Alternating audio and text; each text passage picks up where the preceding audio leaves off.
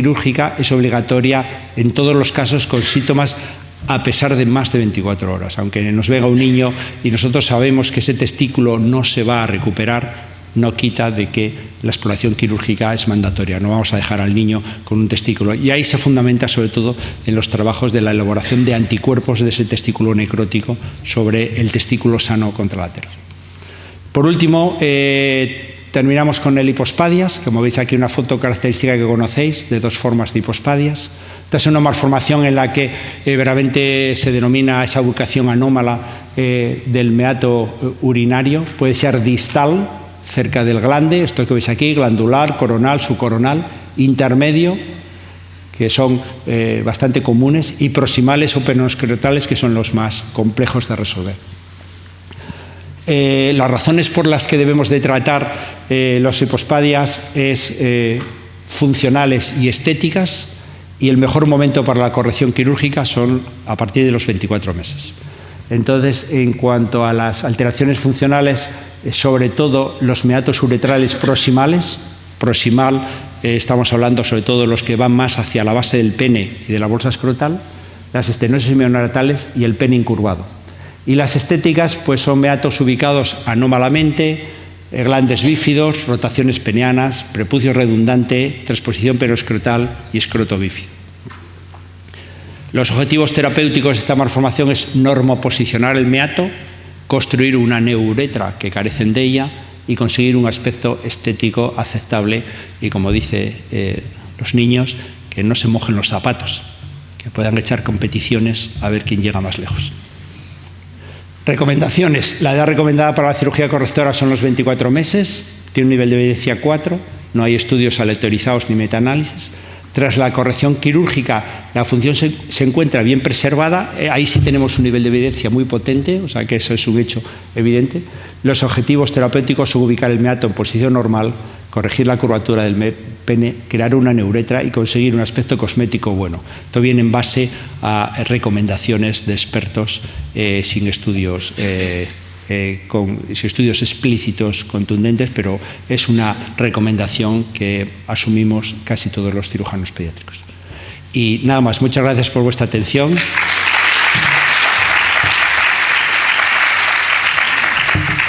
Y cualquier pregunta que tengáis y que sepa, pues...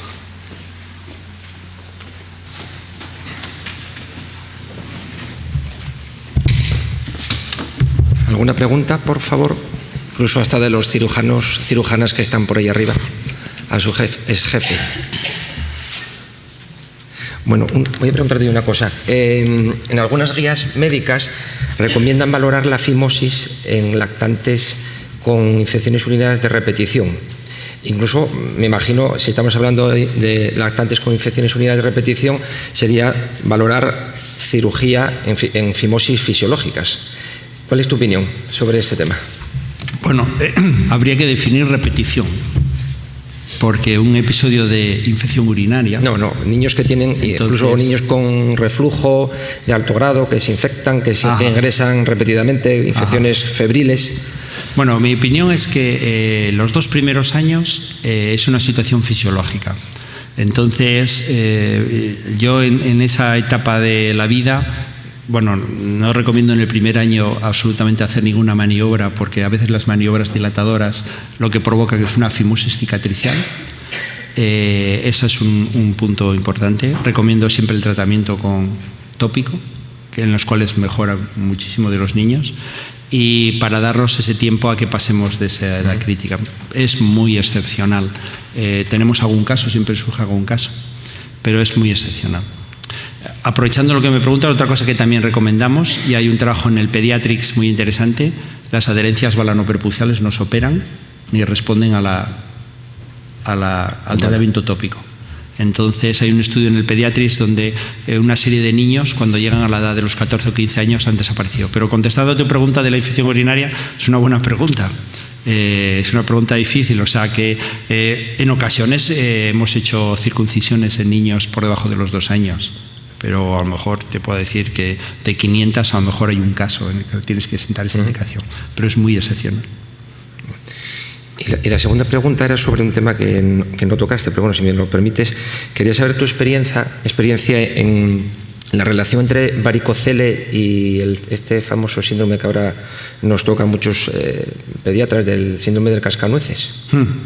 Si realmente muchos pacientes o pacientes que os remiten por varicoceles les hacéis ecografía, les hacéis ecodoppler para descartar que también tengan una dilatación de la vena renal. Bueno, yo te voy a contar el criterio. A lo mejor, por ejemplo, luego podemos preguntarle a algún cirujano, a Víctor, a Ángela o a Cristina aquí. El criterio de la paz, los varicoceles los dividimos según los veamos, como en la literatura, tipo 1, tipo 2, tipo 3. El tipo 1 tienes que hacer una maniobra de Valsalva para verlo y ahí somos expectantes, somos observadores. El tipo 2, verdaderamente con la maniobra. El tipo 3 es ya manifiesto y tiene una disminución del testículo, y lo que sentamos según el tipo es la indicación terapéutica.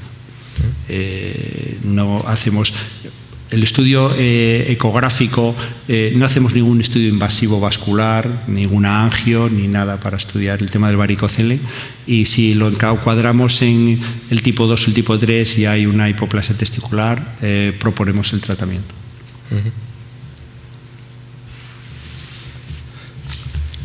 ¿Algún aspecto, Víctor, diferente con el varicocele que a lo largo de estos años hacéis aquí? ¿Algún estudio?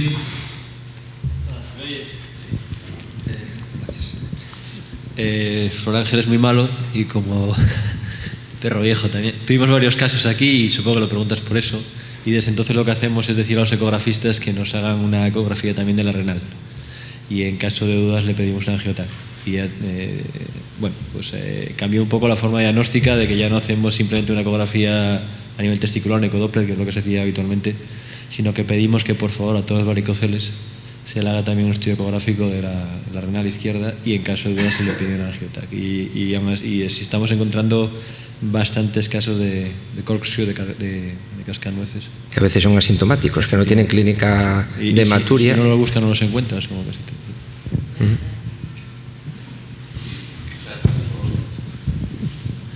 ¿Aplicados los cascanueces asintomáticos?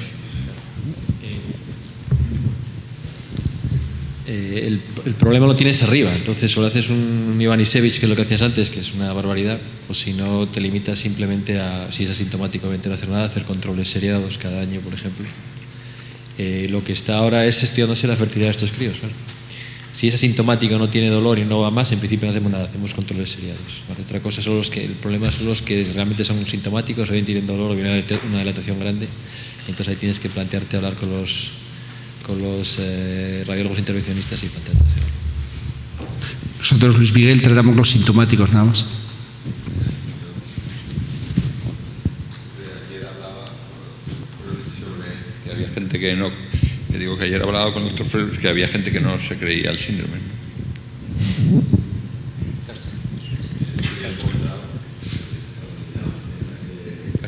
El síndrome del cascanueces, el varicocele.